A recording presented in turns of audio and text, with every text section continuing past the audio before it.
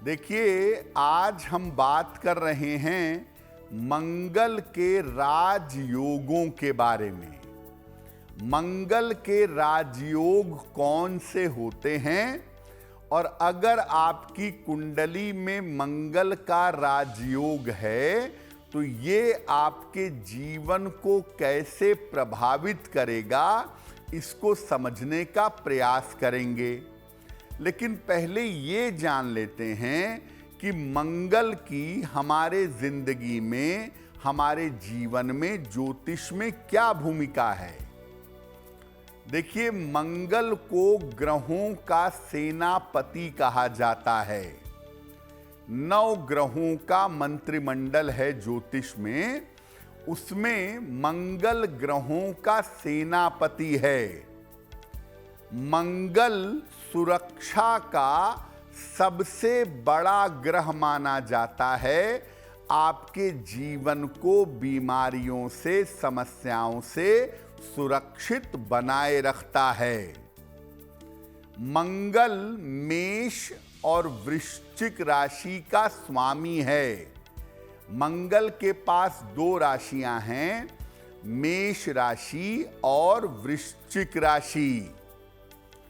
मंगल किसी भी व्यक्ति को साहस देता है, आत्मविश्वास देता है और शक्ति देता है। मंगल व्यक्ति को जीवन में उतार चढ़ाव से बचाता भी है। मंगल अगर कुंडली में राजयोग दे, आपकी कुंडली में मंगल का राजयोग हो तो आदमी को कम उम्र में जीवन में सफलता मिल जाती है।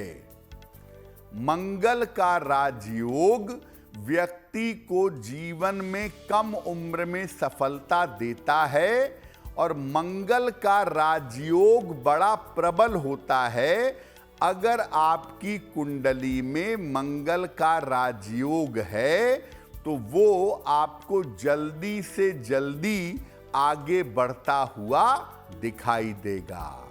देखिए, मंगल का जो पहला राजयोग है उसका नाम है रोचक योग।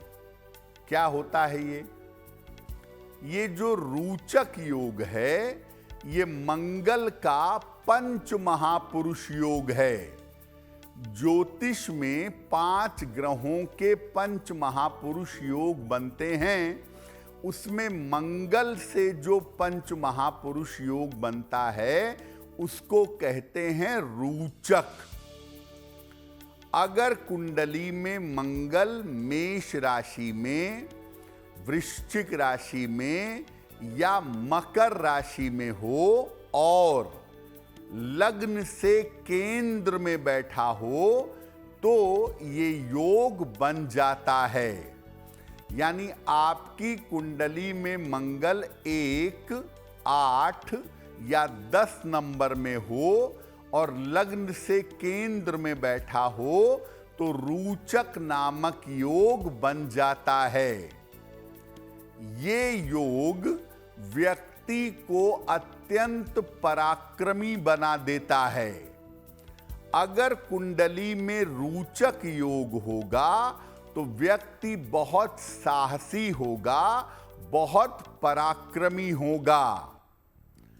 इस योग के होने पर व्यक्ति सेना में, पुलिस में या शक्ति के क्षेत्र में जाता है और सेना में, पुलिस में, शक्ति के क्षेत्र में उच्चतम पदों पर पहुंच जाता है। अगर आपकी कुंडली में रोचक योग है तो इस योग के होने पर शक्ति का दुरुपयोग नहीं करना चाहिए। ज्यादा से ज्यादा लोगों की सहायता करनी चाहिए। जितने ज्यादा लोगों की सहायता करेंगे, अपनी ताकत का, शक्ति का दुरुपयोग नहीं करेंगे, जीवन में रोचक योग से आपको उतने ही ज्यादा फायदे प्राप्त होंगे। देखिए, मंगल के दूसरे राजयोग की बात करें तो मंगल का दूसरा राजयोग है लक्ष्मी योग। बहुत सारे लोग इसको लक्ष्मी नारायण योग भी कहते हैं। कुंडली में चंद्रमा और मंगल अगर एक साथ हैं तो कुंडली में लक्ष्मी योग बन जाता है। ये योग अगर कुंडली के केंद्र में हो या कुंडली के त्रिकोण में हो तो ये योग ज्यादा फलीभूत होता है, ज्यादा बेहतर होता है। अगर कुंडली में लक्ष्मी योग है तो आपको जीवन में कभी भी धन का अभाव नहीं होगा। और जिनकी कुंडली में लक्ष्मी योग होता है, ऐसे लोग साधारण जगह पर जन्म लेने के बावजूद ऊंचाइयों पर जाते हैं, अत्यंत धनवान हो जाते हैं।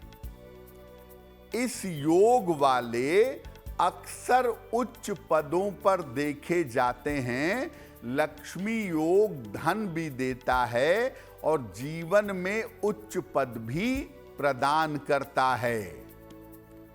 इस योग के होने पर अपनी वाणी पर और अपने स्वभाव पर नियंत्रण रखना चाहिए और अपने धन के द्वारा, अपनी शक्ति के द्वारा दूसरों की सहायता करनी चाहिए।